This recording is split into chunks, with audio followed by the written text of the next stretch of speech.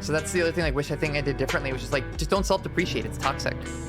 It just like kills everything. And it's like, it's not cute. It's not funny. Just like, I would much, even when I'm watching my friends, like, I want to see people be confident and have fun. Yeah, it sucks. And like, I really need to unlearn it, because it's really a defense mechanism. It's like, oh, well, I'll just make a joke at my own expense, and then, you know, it'll be a funny way of me saying how bad I feel about myself without actually, but hiding it. It's like, it's being ironic. Like, being ironic is the same thing. It's just hiding how you actually feel and kind of lying so you don't actually have to be vulnerable. Self-depreciation is kind of the same thing. It's like, well, what if I just like wasn't vulnerable and just kind of like joked about it? Like, I will say it without actually saying it.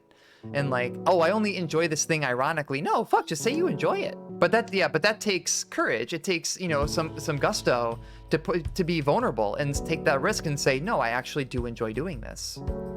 Honestly, I think VTubing helped me a lot with that, because there's so many people in this space that are just so emphatically fans of the things that they care about, and they just will gush about the stuff they love. And it was weird for me, because I was so used to like the self-depreciation and the ironic humor, that being around people that were just like, no, I fucking love Sailor Moon, or I fucking love this franchise, that are in like fandom, really. It was weird. And like felt good about themselves and stuff. I was just like, you're telling me you guys have like confidence and like are okay with making mistakes and can just like move on from that? And like, damn, y'all are hard as shit. Damn it. Drawing all these twos.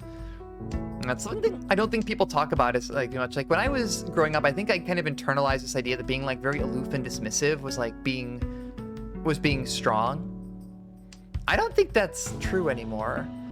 Taking risks and being vulnerable and being loud and proud of the things that you care about, that shit is badass. That shit is fucking cool. To be able to say, I sincerely like this about myself, or I sincerely like this thing, that is the kind of stuff that just like gives me the real dopamine. Yeah, that's like when I see people like gushing about their Final Fantasy 14 OCs and stuff, I used to be like, maybe a couple years ago, I'd been like, that's cringe. You're being cringe and childish. But now I'm just like, that's fucking cool. Yes, you love that thing. I want to hear all about the deep lore you built up for your Warrior of Light. Fucking tell me all about this, because you obviously care, and that rules. Love it when people like are sincere about the things they enjoy. It fucking whips. Yeah, and maybe being like, internalizing the idea that like being an adult means being sad. Nah.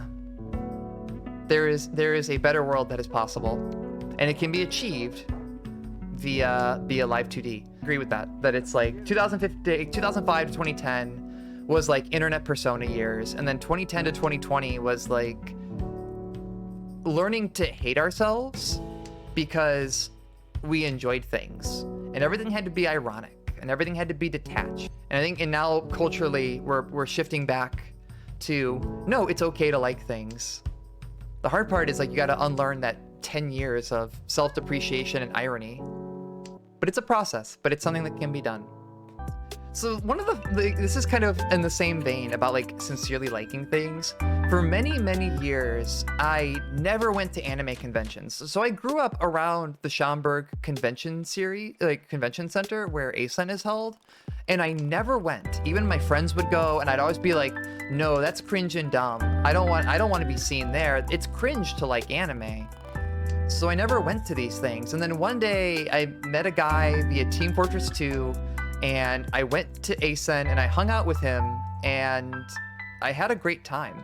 At first it was weird. I was like really off guard and like very on my ironic edge of like, oh, this is so dumb and lame, right? But then like by day 2, just being around people that actually like were really into what they were doing and were having a lot of fun, that ruled. Yeah, I 100% agree. It's like, don't kill the part of you that cringes, kill the part of you, or don't kill the part of you that is cringe, kill the part of you that cringes. Absolutely, be Chun-Li. You only become an adult when your heart dies. Being Chun-Li keeps you young forever. That's why I'm eternally 24.